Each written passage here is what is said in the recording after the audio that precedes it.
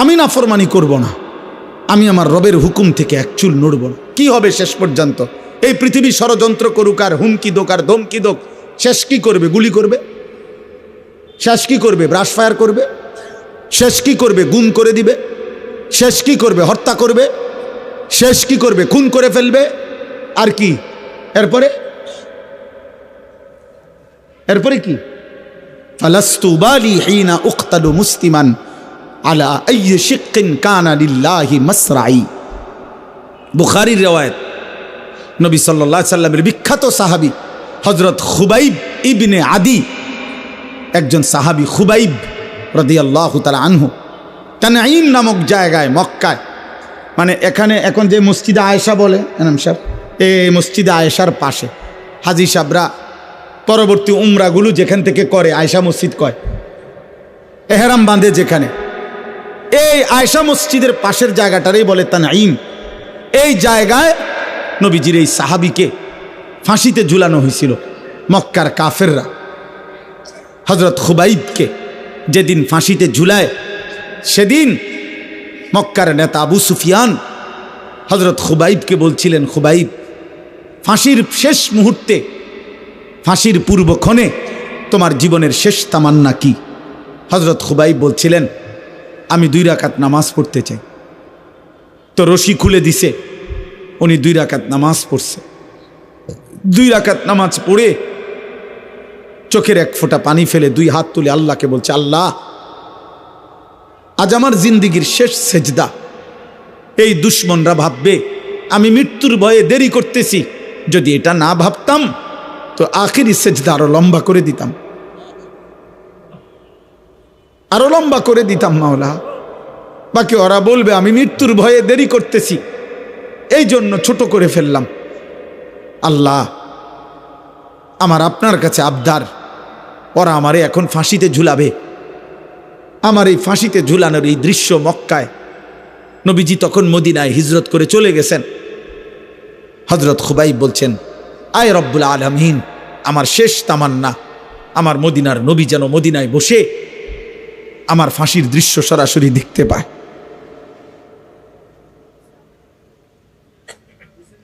তো মক্কার কুরাইশ আবু সুফিয়ান তখন বলছিল, খুবাইব, তোকে এখন আমরা হত্যা করে ছাগলের চামড়া যেভাবে ছিলে ফেলে, আমরা তোকে এইভাবে চামড়া খুলে ফেলবো, ছিলে ফেলবো। এই তখন তিনি একটা কথা বলছিলেন, শুধু এইটাই বুখারীতে আছে, ফালাস্তু বালি হিনা উক্তালু মুসলিমান।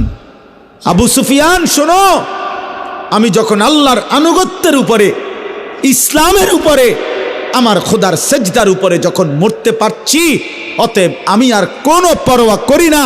আলা আইয়ি শিক্কিন কানা লিল্লাহি মাসরাই, তোমরা আমারে যেদিকেই ফিরাইয়া ফাঁসি দাও, যেদিকেই টেনে হিসড়ে শেষ করো, আমার শরীর যা ইচ্ছা তাই করো, আমার কোনো অসুবিধা নাই। আমি আমার রবের গোলামি করে আল্লাহর জন্য জান দিচ্ছি, খালাস। আর কোনো পরোয়া নাই। এই জন্য বাপ, এটা জীবনের মূল অর্থ। আমি গন্তব্য চিনি, এটা আমার জীবনের মূল সার্থকতা। আমরা মুসলমান, এই পৃথিবীর সব আয়োজন ছিল, আছে, থাকবে, আমি থাকবো না, আমি থাকবো না। ক্ষমতার পালা বদল হবে, মানুষের জীবন মান উন্নয়ন হবে, অনেক কিছুই হবে, অনেক কিছুই হবে না। পৃথিবী অনেক কিছুই হবে, অনেক কিছুই হবে না। রোদ উঠবে, বৃষ্টি নামবে, সূর্য উঠবে, চাঁদ উঠবে, আলো আসবে, অন্ধকার আসবে, রাত হবে, দিন হবে, শনিবার রবিবার হবে, সপ্তাহ মাস হবে, মাস বছর হবে, 25 সাল 26 সাল হবে। কিন্তু একদিন আমি থাকবো না, একদিন আমি থাকবো না। আমার মৃত্যুর পরে পৃথিবীর সব মানুষ যদি আধুনিক হইয়া, উন্নয়ন হইয়া চাঁদের দেশেও চলে যায়, আমি তো নাই, আমি তো নাই, আমি তো নাই। অতএব আমি যদি আমার কবর ভুলে যাই, আখিরাত ভুলে যাই, আমি যদি আমার মৃত্যু পরবর্তী জীবন ভুলে যাই, আমি যদি আমার গন্তব্য ভুলে যাই, খোদার কসম আব্বা, ভুলে গেলেও তো মৃত্যু হবে, চোখ বন্ধ রাখলেও মৃত্যু হবে, সুখে থাকলেও মৃত্যু হবে। তাহলে যেই সত্য আমাকে গ্রহণ করতেই হবে, মৃত্যু, কবর, আখিরাত, আমি সেটা ভুলবো কেন? আমি সেটা ভুলবো কেন? চোখ বন্ধ করলেই তো ঝড় থামে না। অতএব না বুঝলেই যে মৃত্যু হবে না এমন তো না। মনে করেন তুফান আসতেছে, ঝড় বৃষ্টি আসতেছে, এখন কেউ যদি চোখ বন্ধ করে বলে কই না, আমি তো কিছু দেখি না, তুফানও হচ্ছে না, বৃষ্টিও হচ্ছে না, কিছুই হচ্ছে না, না রে আব্বা সব হচ্ছে, তুমি ইচ্ছা করে চোখ বন্ধ করে রাখছো, তুমি চোখ বন্ধ করে রাখছো আর কি। অতএব আমি আপনাদের কাছে বললাম, আপনারা অনেক সময় মনে করেন আমরা হুজুররা শুধু আখিরাতের কথা বলি, কবরের কথা বলি, আসমানের উপরে আর মাটির নিচের কথা বলি। না রে বাপ, আরো কথাও বলি।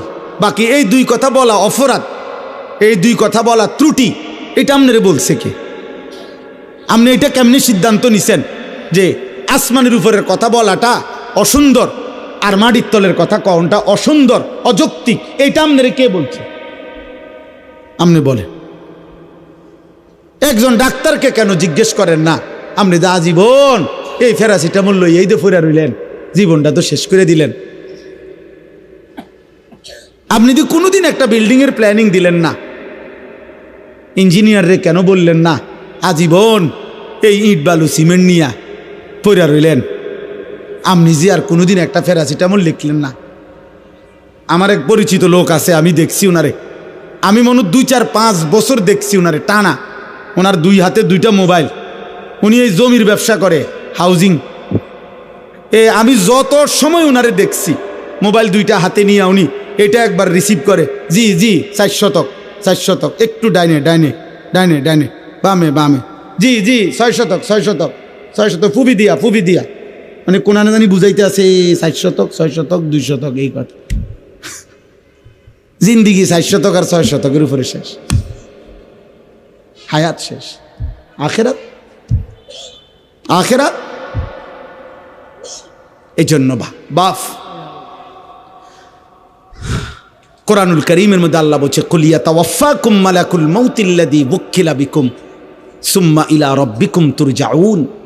আল্লাহ বলে, বন্ধু আপনি বলে দেন, আপনি বলে দেন, আপনি বলে দেন, তোমাদের জন্য আমি আল্লাহর পক্ষ থেকে নির্ধারিত মালাকুল মউত আজরাইল অবশ্যই তোমাদের মৃত্যু ঘটাবে, জান কবজ করবে, অতঃপর তোমরা সকলেই আমি আল্লাহর কাছে একত্র হবে আখিরাতে। আখিরাতে এটা ভুলে গেলে চলবে না আব্বা, এটা ভুলে গেলে চলবে না।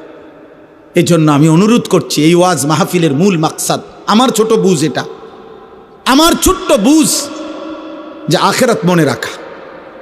আমার জীবনের আরেকটা অংশ আছে, আমার জীবনের আরেকটা গন্তব্য আছে। 2-4টা ভালো কাজ, 3-4টা ভালো কাজ, আমার কথা রাগ হইয়েন না। 2-4টা 10টা ভালো কাজের দ্বারা পৃথিবীতে সমাজসেবক, মানব দরদি, জনদরদি হওয়া যায়। পৃথিবীর বাহাবা মিলে, কিন্তু আল্লাহর কসম জাহান্নাম থেকে মুক্তির জন্য, আখিরাতের সফলতার জন্য 4টা ভালো কাজ যথেষ্ট না, 6টা ভালো কাজ যথেষ্ট না। 23 বছরের মুকাম্মাল ইসলাম, 30 পারা পূর্ণ কোরআন আপনার আমার জীবনে শতভাগ বাস্তবায়ন করা জরুরি। খামখেয়ালি করবেন না। আখিরাত 30,000 টাকা না, হাসরের মাঠ জান্নাত টাকা 30,000 না। মসজিদে টাকা 30,000 দিছেন, 4টা ফ্যান কিনা দিছেন, 2 কাতার টাইলস করে দিছেন, জান্নাতের বুঝ হয়ে গেছে না? হ্যাঁ, জান্নাত কিতা 2টা রুম আর একটা বারিন্দা। বহু সাবধান, আমি বললাম বহু ধনাঢ্য ব্যক্তি, বহু সম্পদশালী ব্যক্তি শুধু সাদাকা, মানে শুধু দান সদকাকেই মনে করে আখিরাত, শুধু এটারই মনে করে বড় আখিরাত। মানুষের দেখা হইলেই শুনাইব, হুজুর মসজিদ করছি, মাদ্রাসা করছি, এতিমখানা করছি, লিল্লা বোর্ডিং করছি, এটি সবটি মিলাইয়া একটা আমল সাদাকা। এটি সবটি একটা একটা। 100 কোটি টাকাও যদি আপনি দান করেন, হুজুর আপনি বলেন সবটা একটা আমল কিনা? একটা আমল না, দান সাদাকা 1,00,000 কোটি টাকা হোক, এটা তো একটা আমল। তো নামাজ, রোজা, হজ, চরিত্রের পবিত্রতা, হালাল উপার্জন, আপনি যে মিশা কথা কন, আপনি যে 2 নম্বরই ব্যবসা করেন, আপনি যে লোন নিছেন 1 কোটি টাকা 200 কোটি টাকা, কারে বুঝান সিটারি? হ্যাঁ, আখেরাত আমার আপনি বুঝ দিলেন, আমি না বললাম মার হাবা জনাব উমক 20,000 মার হাবা, হাবারে মার, ঠিক আছে মার হাবা তো ঠিক আছে, কিন্তু আসমানওয়ালা খোদার কসম তিনি জিজ্ঞেস করবে কিয়ামতের দিন, বান্দা মিন আইনা ইকতাসাবা ওয়া ফিমা আনফাকা। আল্লাহ তাআলা বলবেন আমার বান্দা হিসেব দাও, একটা একটা টাকা কোত্থেকে উপার্জন করেছো, একটা একটা টাকা কোথায় ব্যয় করেছো। আমি আপনাদেরকে দানের নিরুৎসাহিত করছি না, সতর্ক করছি। আমার এটা একটা ভয়, অসংখ্য আল্লাহর বান্দা এমনও হইতে পারে দান সৎকা করে গেছে, আমি তারে কেবল বাহবাই দিয়ে গেছি, কিন্তু হারাম থেকে যে বাঁচা দরকার। সুদের টাকা দান করলে যে কবুল হবে না, ঘুষের টাকা দান করলে কবুল হবে না, ওজনে কম দেওয়া টাকা দান করলে কবুল হবে না, 2 নম্বরই 6 নম্বরই টাকা দান করলে এটা কবুল হবে না, হবে না, হবে না, দৈন্তার নয় কান না। এ কথা যদি আপনারে আমি না বলি, হতে পারে আখেরাতে আমি আটকায়া যাব। ওই লোক বলবে আমি দিছিলাম, হুজুররা আমারে কিচ্ছু কয় নাই। নাইলে আমি আরেকটু চেষ্টা করতাম, আরেকটু নয়তো চেষ্টা করতাম হালাল হারামের পার্থক্য করার, কিন্তু হুজুরা তো বিষয়টা আমার এরকম ক্লিয়ার করছে না, আমার তো কেবল মার হাবানা দিল। তখন কি হবে আব্বা? তখন তো আমি আটকায় যাব। আজকে মনে করেন এখানে যদি আমরা 500 লোক হই, আর এখন যদি 1 ঘন্টা সময় পার হয়, তো 500 ঘন্টা পার হইছে 500 জনের। এই 500 জনের 500 ঘন্টা আল্লাহর কসম, আল্লাহর পক্ষ থেকে আমার কাছে আমানত। আমাকে এর হিসাব দিতে হবে, আমাকে 1 ঘন্টার হিসাব দিতে হবে না, 500 ঘন্টার হিসাব দিতে হবে। কারণ এই মানুষগুলো আল্লাহর কথা শুনতে বসছিল। এই জন্য আপনাদের কাছে আমি অনুরোধ করছি, আপনি পুরা দিন মানতে হবে। যদি বলেন হুজুর আপনার মধ্যে তো ত্রুটি আছে, হ্যাঁ আমার মধ্যেও ত্রুটি আছে, আমি খোলা কণ্ঠে বললাম, আপনি আমার জন্য দোয়া করেন। কথা বোঝেন নাই? আপনি যদি বলেন অমুক হুজুরের মধ্যে তো ত্রুটি আছে, তো আপনি ওনার লেগে দোয়া করেন। আপনাদের জন্য আমরা দোয়া করি কিনা? কথা বলেন না? তো আপনারা আমার জন্য দোয়া করবেন। আল্লাহ হুজুরদের, আপনার চোখের যেই হুজুর ত্রুটি, আপনি ওই হুজুরের লেগে একটু দোয়া করেন যে আল্লাহ এ হুজুররাও নেককার বানায় দেন, আল্লাহ হুজুররাও জাহান্নাম থেকে বাঁচাইয়া দেন। আমার হুজুর মানে কি জান্নাত থেকে আইছে? তাইলে হুজুর হিসাব দিতে হবে না? আখেরাতে হিসাব দিতে হবে কি না বলেন? অতএব বাপ, এই কোনো রকম খামখেয়ালি করা যাবে না। আখেরাত খামখেয়ালি না আব্বা। 1-2টা ভালো কাজের নাম আখেরাত না, পুরা দিন মানা, পুরা দিন মানা। সমস্ত গুনাহ আপনি ছাড়তে হবে, সমস্ত আমল আপনি করতে হবে। আপনি মুসলমান, আপনি মুমিন, আমি মুসলমান, আমি মুমিন। আমাকে সমস্ত গুনাহ ছাড়তে হবে, সমস্ত গুনাহ ছাড়তে হবে। আজ কি পরিমাণ মুসলিম যুবক মাদকাসক্ত, আজ কি পরিমাণ মুসলিম যুবক নারী নিয়ে ব্যস্ত। 16 বছরের ছেলে, 18 বছরের ছেলে, আপনি খবর লাগান, চোখের চেহারার দিকে তাকায় দেখেন, এই বড় মোবাইলে এই পরিমাণ নর্তকী আর উলঙ্গ ছবি দেখে ফেলছে। আমার মনে হয় না বিগত 60 বছরের কোনো বয়স্ক লোক 60 বছরও যদি টানা টেলিভিশন দেখা থাকে, উনি 60 বছরে যত নারী দেখে নাই, 3 দিনে মুসলমানের অগণিত কিশোর যুবক মোবাইলের এই সুযোগ পেয়ে উলঙ্গ নারী যে পরিমাণ দেখছে। এটা আব্বা, এটা দুষ্টামি না, এটা অসভ্যতা। দুষ্টামি আমরাও করছি ছোটবেলায়, আমাদেরও ছোটবেলায় আমগরে কইতো দুষ্টামি করস কি। জোহরের খানা আমরা আসরের সময় খাইছি, মামু দম দিছে তুই বেশি দুষ্ট হয়ে গেছ, কোন টাইম ধরে তোরে ডাকতেছি ভাত খাইতি, আয়স থাকেন। এটা ছিল দুষ্টামি। হাডুডু খেলতে নামছি, খেলার মাঠ থেকে উঠা আসি নাই তো মামা দাদা দমক দিয়ে আনছে, সাইকেল চালাইতে দিছে, সাইকেল চালাইছি লম্বা টাইম। পুকুরের পারে বট গাছ আছিল, বট গাছের মধ্যে একটা ডাল পুকুরের দিকে নামানো ছিল, বারবার গিয়া গিয়া লাফাই লাফাই ওটার থেকে পানির ঝাঁপ দিয়ে পড়ছি আর ডুবাইছি। এইটারে বলতো দুষ্টামি। আমগো আমলের দুষ্টামি ছিল, এইটারে বলতো রে আব্বা। সাইকেল বেশি চালাইছি, দুষ্টামি করছি, এটা বলতো। কিন্তু তোমরা তো আব্বা আজকের কিশোর নওজোয়ান, তোমরা তো দুষ্টামি করছো না, তোমরা তো অসভ্যতা করছো। এটা তো দুষ্টামি না, সারা রাত দিন মোবাইলে উলঙ্গ ছবি দেখা, নর্তকী দেখা, জিনার ব্যভিচারের দৃশ্য দেখা, উলঙ্গপনা দেখা, এটা দুষ্টামি না, এটা চরিত্রহীনতা, এটা লাম্পট্য, এটা অসভ্যতা, এটা অসভ্যতা, এটা বেহায়াপনা, এটা বেহায়াপনা। বিবাহ বহির্ভূত ছেলে মেয়ে, নারী পুরুষ, সহপাঠী আর সহকর্মী অথবা আপনজন কিংবা আত্মীয় স্বজন, খোদার কসম বিবাহ বহির্ভূত ছেলে মেয়ে নারী পুরুষের যেই কোনো রকমের শাহওয়াত, আসক্তির যত সম্পর্ক, যেটাকে আপনারা ভালোবাসা বলেন, যেটাকে প্রেম বলেন, যেটাকে রিলেশন বলেন, শব্দ যত ভদ্রচিতই বলেন, আল্লাহর কসম বিবাহ বহির্ভূত সহপাঠী সহকর্মী সমবয়সী হোক আর যাই হোক, ছেলে মেয়ে নারী পুরুষের যাবতীয় হারাম সম্পর্ক, এটা জিনা, এটা ব্যভিচার, ব্যভিচার, ব্যভিচার, ব্যভিচার, এটা বেটা, এটা জিনা, জিনা। আপনি এটারে ভদ্রতার লেভেল লাগাইয়েন না।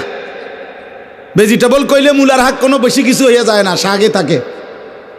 রিলেশন বললে অসভ্যতা, ভালো কিছু হয়ে যায় না।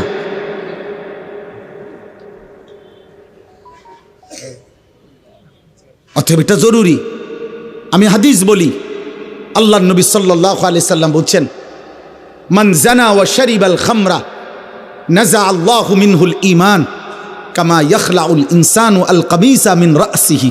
তাফসীরুল মুনির, আরবি ভাষার বিখ্যাত তাফসীর, নির্ভরযোগ্য হাদিস, এটা সনদ সহিহ। এটা আল্লাহর নবী সাল্লাল্লাহু আলাইহি সাল্লাম বলেছেন, আহা, যে ব্যক্তি ব্যভিচার করে, জিনা করে এবং মদ পান করে, নবীজি বলছেন আল্লাহ তাআলা তার দিল থেকে, তার কলিজা থেকে, তার অন্তর থেকে ঈমান এভাবে টেনে বের করে ফেলে, মানুষ তার গায়ের পোশাক দেহ থেকে যেমন খুলে ফেলে।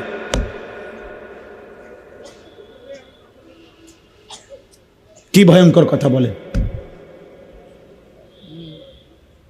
বলেন কি ভয়ঙ্কর কথা।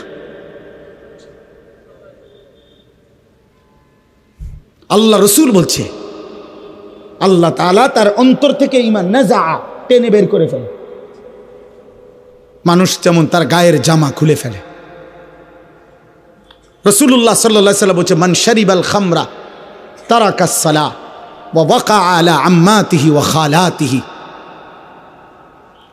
আল্লাহ, যে মদ পান করে, নেশাখোর, মদখোর, গাঁজাখোর, ফুট্টাখোর, বাবাখোর, ডাইলখোর, ইয়াবাখোর, হারামখোর, আল্লাহ রসুল বলছে তার নামাজ ছুটে যায়। সবচেয়ে জঘন্য কথা নবী বলছে, এই মদখোর, নেশাখোর, নাফরমান অচিরেই অচিরেই তার আপনজন, মামি, চাচি, ফুফি, খালা, চাচাতো, মামাতো, ফুফাতো, খালাতো বোন, এমন নিকটাত্মীয়ের সাথে জিনা ব্যভিচার করতে উদ্যত হয়। এই জন্য প্রত্যেক নেশাখোর ব্যভিচারী, প্রত্যেক ব্যভিচারী নেশাখোর। এই তিন জিনিস এক খতিয়ানে তিন দাগ।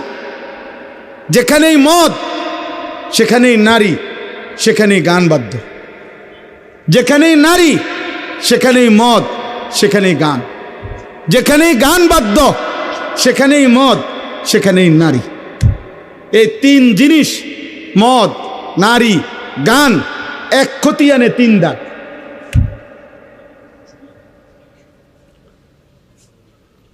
রাসূলুল্লাহ সাল্লাল্লাহু আলাইহি ওয়াসাল্লাম বলছেন, গানে আসক্ত ব্যক্তিকে আল্লাহ তিনটা শাস্তি দিবে।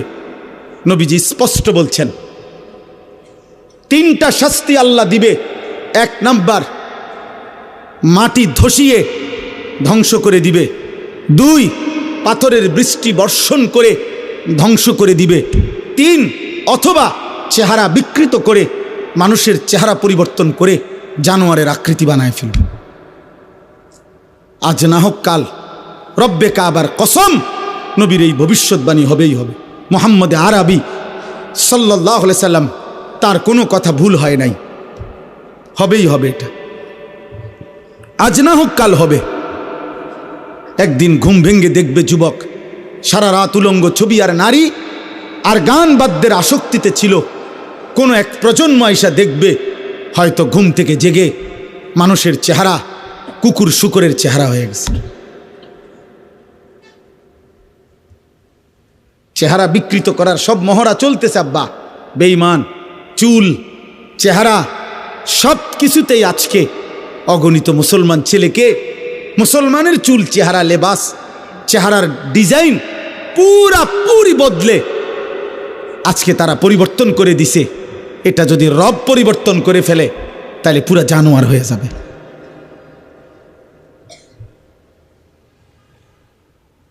হ্যাঁ, এই জন্য আমি স্পষ্ট বললাম, আখিরাতের জন্য সবগুলো গুনাহ ছেড়ে দিতে হবে।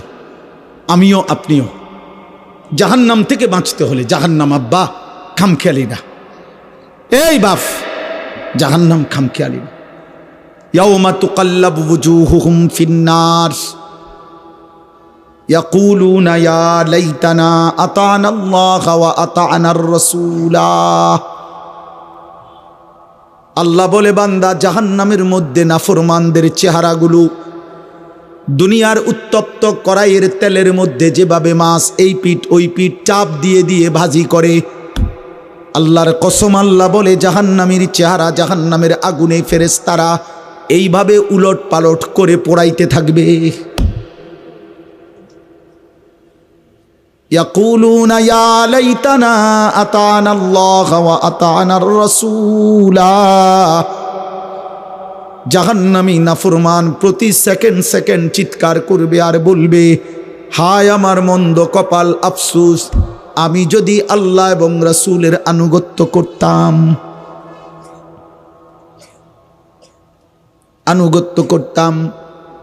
কোরআনুল কারীমের মধ্যে আছে, আল্লাহ বলেন, ওয়ালাউ তারা ইদিল মুজরিমুনা নাকিসু রুউসিহিম ইনদা রাব্বিহিম।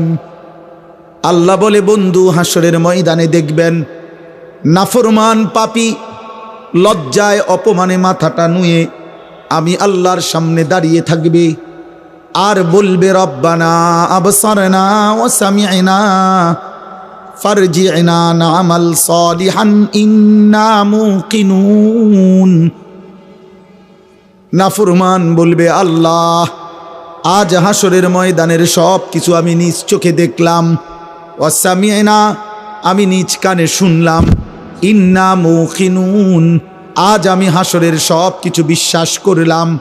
ফারজি'না না'মাল সালিহান, মাওলা আমারে আর একটা বার হাসরের ময়দান থেকে দুনিয়ার জীবনে ফেরত পাঠান, এবার যদি আমি যেতে পারি না এক আমল করব। আল্লাহ বলবে, না বান্দা, আমি তো চাইলে দুনিয়াতেই বাধ্য করে জাহান্নাম দেখিয়ে আযাবের এক ফোঁটা চিহ্ন দুনিয়ায় থাকতে দেখাইয়াও আমি ইচ্ছে করলে তোমার আনুগত্য নিতে পারতাম। ওয়ালাউ শি'না লাআতাইনা কুল্লা নাফসিন হুদাহা, আমি তো চাইলে পারতাম বান্দা, পারতাম। আমি যদি দুনিয়ার জমিনে এখন কাউকে এক সেকেন্ডের জন্য জাহান্নামের এক নজর দেখাইতাম, তাইলে তো আর কোনো দিন নামাজ ছাড়তা না। আমি যদি কবরের আযাবের এক দৃশ্য যদি এক সেকেন্ডের জন্য দেখাইতাম, তাইলে তো আর কোনো দিন আমার বন্দিগি ছাড়তা না। আল্লাহর নবী বলেন, ইমানদার কোনো নাফরমানের লাশ যখন খাটিয়ার মধ্যে করে কাঁধে তুলে নিয়ে যখন কবরস্থানের দিকে নিয়ে যায়, আল্লাহর কসম নবী বলেন, উম্মত, যদি একবার নাফরমানের একটা চিল্লানি যদি তোমরা শুনতা, তাইলে এই কায়নাতের কেউ কোনো দিন কোনো মানুষকে কাঁধে তুলে নিয়ে লাশের খাটিয়া কবরস্থানে নিত না। কোনো লাশ আর দাফন হতো না, লাশগুলো রাস্তার মধ্যে কুত্তার শুকর বিলাই কামড়ায়া খাইতো।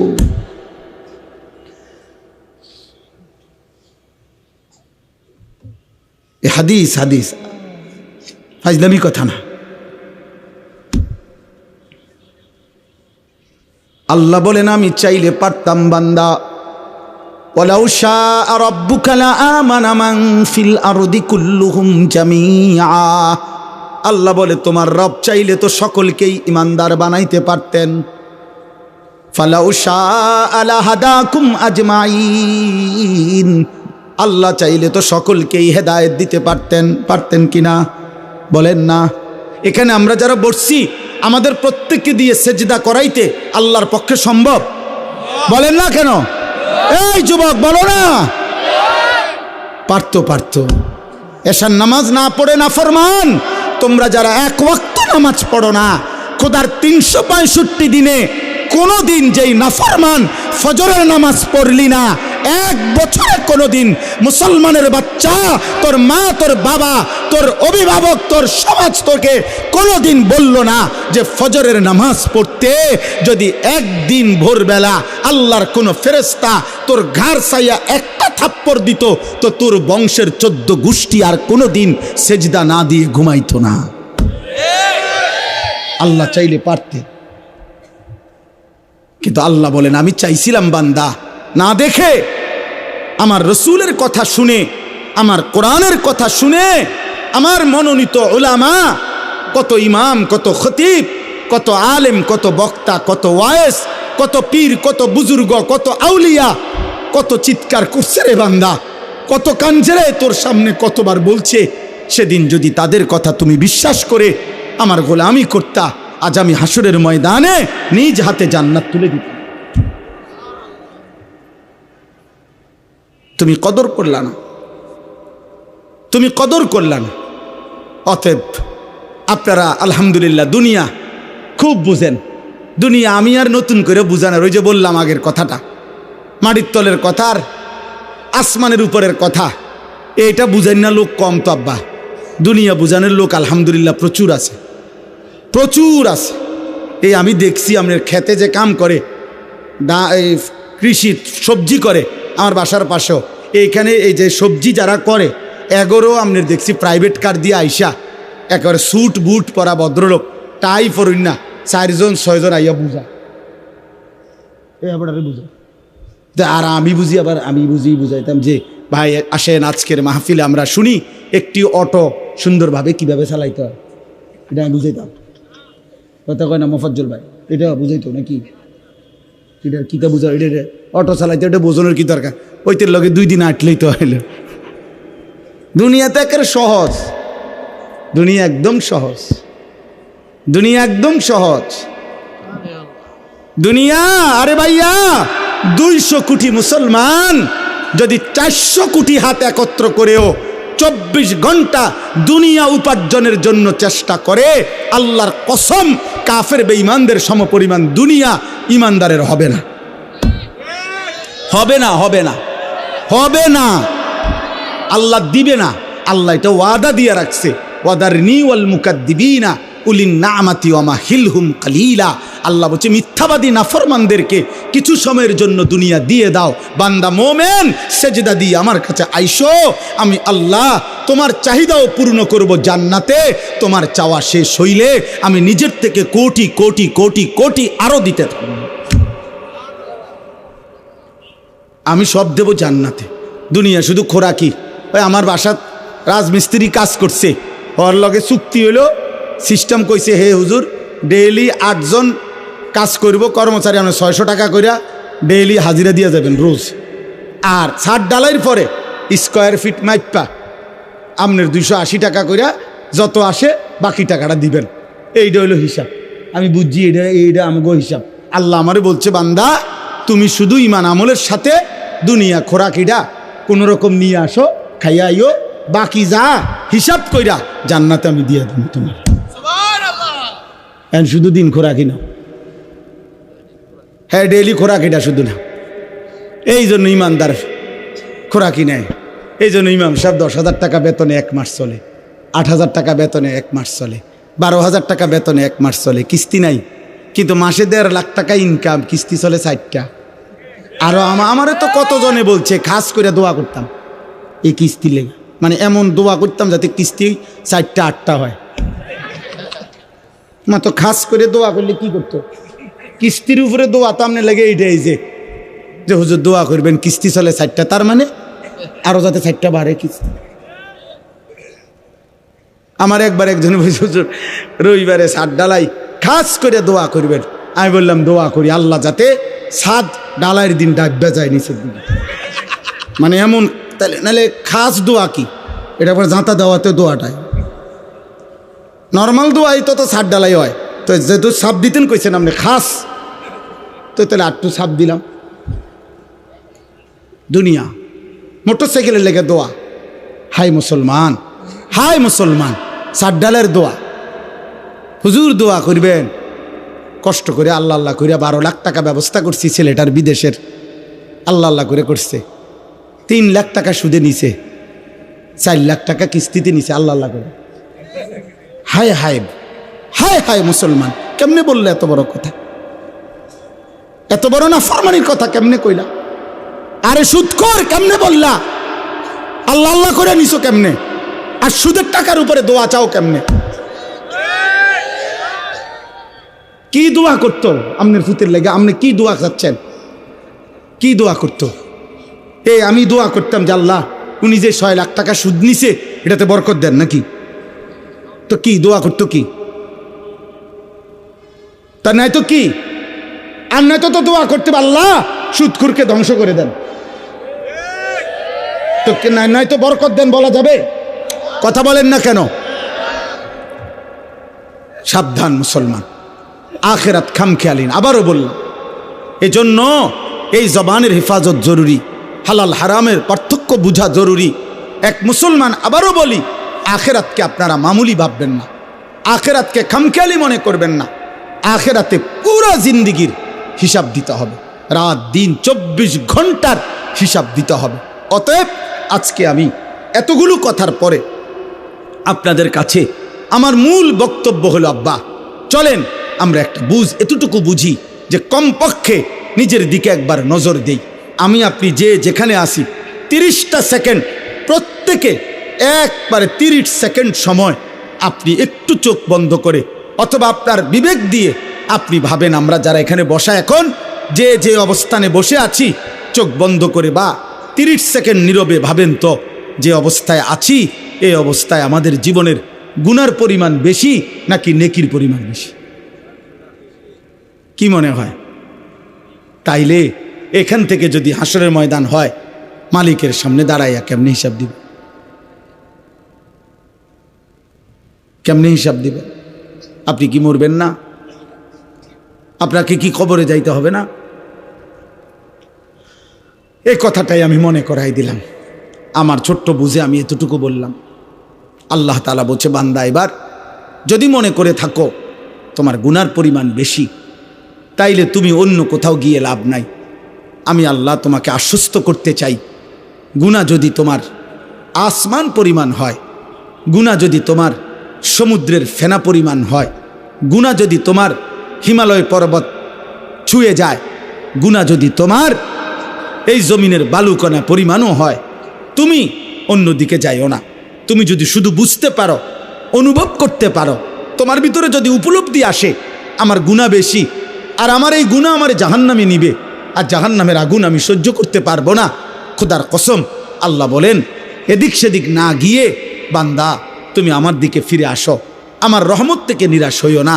আমি ওয়াদা করলাম, আমি আল্লাহ এক সাগর নয়, আমি হাজার সাগর, এক পৃথিবী নয়, আমি আসমান ছোঁয়া গুনাহ একবারে একসাথে মাফ করে দেব।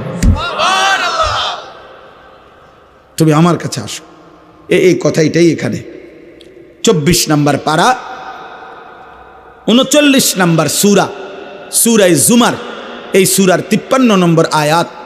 আমি আপনাদের কাছে 3টা আয়াত পড়ছি, 53, 54, 55, এই 3টা আয়াতের তর্জমা বলেই আমার কথা আমি শেষ করলাম। আল্লাহ তাআলা বলেন, কুল, হে নবী আপনি বলেন, ইয়া ইবাদিয়াল্লাযীনা আসরাফু আলা আনফুসিহিম, হে আমার বান্দারা, তোমরা যারা নিজের উপরে গুনাহ করতে করতে সীমা অতিক্রম করে ফেলেছ, গুনার পাহাড় উঠায় ফেলছ, তোমরা নিজের উপরে যারা জুলুম করে ফেলেছ, তোমরা যারা জীবনটাকে শেষ তসতস করে ফেলছ। হাদিসের মধ্যে, তাফসীরের মধ্যে আছে, নবীজির কাছে কয়েকজন লোক এসে বলছিল, হে মুহাম্মদ, আমরা তোমার কালেমা গ্রহণ করতে চাই, কিন্তু তুমি কি জানো যে আমাদের গুনাহ কি পরিমাণ? আমাদের গুনাহ কি পরিমাণ? হয়তো তোমার আন্দাজও নাই। মুহাম্মদ, আমরা শুধু শিরিক করেছি এমন না, আমরা মূর্তি পূজা করেছি এমন না। তাফসিরে কুরতুবিতে স্পষ্ট লিখছে, নবীজিকে তারা বলছে, হে মুহাম্মদ, চুরি করছি কি পরিমাণ, হিসাব নাই। জিনা করেছি কি পরিমাণ, হিসাব নাই। মদ পান করেছি কি পরিমাণ, হিসাব নাই। খুন করছি কি পরিমাণ, হিসাব নাই। জীবনটা শেষ করে দিছি গুনায় গুনায়, আজ আর কোনো হিসাব করেও কুলাইতে পারবো না, এত বেশি পরিমাণ গুনাহ আমাদের। তো বলছে, মুহাম্মদ, তুমি যে বলছো আল্লাহ মাফ করে দিবে, কিন্তু মাফ তো করবে বুঝি, কিন্তু আমরা যে পরিমাণ গুনাহ করেছি আমাদের মনে হয় তোমার আল্লাহ এত বেশি পরিমাণ গুনাহ মাফ করবে না। গুনাহ যে আমাদের অনেক বেশি। তুমি আরেকবার তোমার আল্লাহকে জিজ্ঞেস করো, ওনারে বলতে কও, উনি আমগো কি পরিমাণ গুনাহ মাফ করে দিবে। মহান আল্লাহ পাক এই আয়াত তখন নাজিল করছেন। আল্লাহ বলছে, বন্ধু, আমার বান্দাদেরকে বলেন, হে আমার বান্দা, তোমার গুনার সংখ্যা তুমি হিসাব না করে আমার মাগফিরাতের দিকে তাকাও। গুনাহ তোমার যে পরিমাণ হোক, আমার মাগফিরাত তার চাইতে কোটি কোটি গুণ বেশি, কোটি কোটি গুণ বেশি। আয়া ইবাদিয়াল্লাযীনা আসরাফু আলা আনফুসিহিম লা তাকনাতু মির রাহমাতিল্লাহ। আমার রহমত থেকে নিরাশ হইও না, আমার কাছ থেকে সরে যাইও না বান্দা। আর কোথাও আশ্রয় মিলবে না, আর কোথাও মাফ মিলবে না, আর কোথাও গন্তব্য হবে না, আর কোথাও ঠিকানা মিলবে না রে বান্দা। ইন্নাল্লাহা ইয়াগফিরুয যুনুবা জামিআ, নিশ্চয়ই আল্লাহ সমস্ত গুনাহ মাফ করে দিবেন। আল্লাহ বললেন, বন্ধু, ওদেরকে বলেন কুফর আমি মাফ করে দেব, শিরিক মাফ করে দেব, কবিরা গুনাহ মাফ করে দেব, সগীরা গুনাহ মাফ করে দেব, বিদআত মাফ করে দেব, মুনাফিকি মাফ করে দেব, সব মাফ করে দেব। ইন্নাহু হুয়াল গফুরুর রাহিম। কেন মাফ করব না? আমি আল্লাহ গফুর, ক্ষমাশীল, রাহিম, দয়াবান। এবার আল্লাহ বলে, বান্দা, তবে শোনো, তাহলে যদি তুমি সিদ্ধান্ত নেও আমার কাছে আসবা, আমি মাফ করব, তা এখন কি করতে হবে তোমাকে? আল্লাহ বলেন, তোমাকে দুইটা কাজ করতে হবে। ওয়া আনিবু ইলা রাব্বিকুম, তোমাকে 1 নাম্বার ইরজিউ, আমার কাছে ফিরে আসতে হবে। তুবু, তওবা করতে হবে। 1 নাম্বার ইনাবাত, আই রুজু, আই তওবা, অর্থ হলো তুমি তওবা করো, তওবা করো, তওবা করো, তওবা করো। বান্দা, আমার কাছে আসো, আমার কাছে তওবা করতে হবে। কি করতে হবে বলেন, সবাই বলেন না, কি করতে হবে? তওবা কিভাবে করে? তওবা কিভাবে করে? আমার শায়েখ আল্লামা মুফতি মুশতাকুন নবী কাসিমি, আমি একটা জিনিস দেখাই দিই।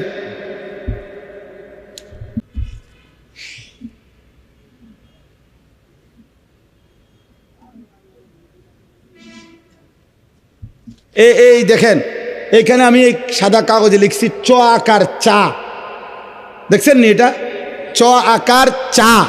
কি লিখছি? তাহলে এইটাই তো চা, ঠিক না? না না, এটা চায়ের শব্দ, এটা চায়ের শব্দ। সাফাতা, চিনি, ফানি, এই 3 জিনিস একত্র হইয়া যেটা হয় সেটারে কয় চা। অতএব তওবা, তওবা, তওবা, এইটা আপনি কইলেন, এটা তওবা না। 3 জিনিস একত্র হইলে সেটাকে বলে তওবা। 1 নাম্বার, কুফর হোক, শিরিক হোক, কবিরা হোক, বিদআত হোক, নিফাক হোক, যত গুনাহ আমার হচ্ছিল, করছিলাম, সব ছেড়ে দেওয়া। 2, আর করবে না এ কথার চূড়ান্ত ওয়াদা দেওয়া। 3, লজ্জিত এবং অনুতপ্ত হয়ে মাফ চাওয়া। আল্লাহ বলেন, তুমি বান্দা 3টা বলো, আল্লাহ আমি গুনাহ ছেড়ে দিলাম, আল্লাহ আমি আর করব না, ওয়াদা দিলাম, আল্লাহ আমি লজ্জিত, মাফ চাইলাম। আল্লাহ বলে, বান্দা এই 3 জিনিস দুনিয়াবাসীরে শুনাইলে হবে না। আমি দিল জানি, আমি কলজার ভিতরেও জানি। তুমি আসলে বলো না নকলে বলো, তুমি বাস্তবে বলো নাকি দরা খাইয়া বলো, আমি সব বুঝি।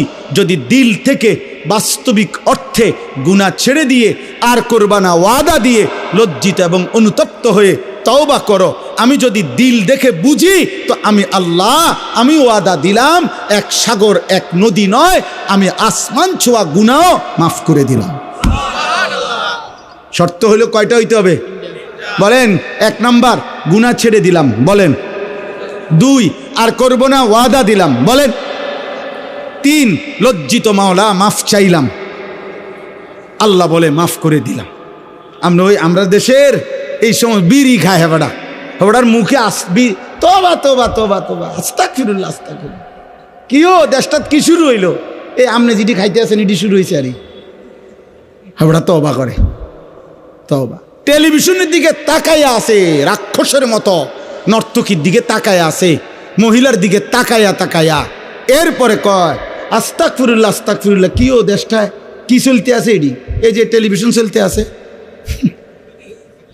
হ্যাঁ, হাবড়া তওবা করে, মস্কারি করেন। এটা তওবা? কথা বলেন না কেন? এটা তওবা, এটা আস্তাগফিরুল্লাহ। এমন আস্তাগফিরুল্লাহর উপরে আস্তাগফিরুল্লাহ, এমন আস্তাগফিরুল্লাহর উপরে কি আস্তাগফিরুল্লাহ।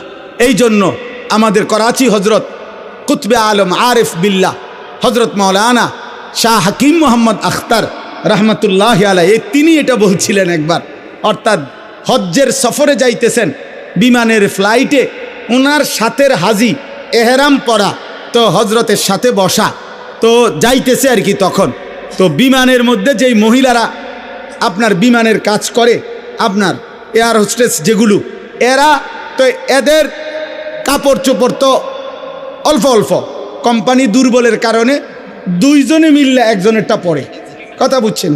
এটা কোম্পানির সামর্থ্য কম, এই জন্য। তো